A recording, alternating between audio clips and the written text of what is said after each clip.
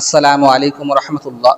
দেখতে পাচ্ছেন আমি নামাজে শেষ তাসাহুদে বসে আছি। তো শেষ তাসাহুদে কয়েকটি দোয়া আছে, যেমন আত্তাহিয়াতু লিল্লাহ, এটা হচ্ছে দোয়া তাসাহুদ। আল্লাহুম্মা সাল্লি আলা আল্লাহুম্মা বারিক আলা, এটা হচ্ছে দরুদ। আর দোয়ায়ে মাসুর আল্লাহুম্মা ইন্নী যালামতু নাফসি, এই দোয়াটা।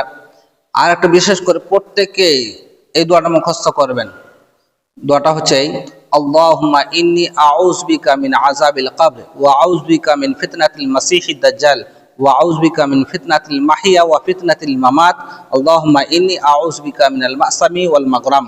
এই দোয়াটা রয়েছে সহিহ বুখারী হাদিস নম্বর 832 নম্বর হাদিস, এবং সহিহ মুসলিমের শব্দগুলো একটু ভিন্নভাবে এসেছে 588 নম্বর হাদিস।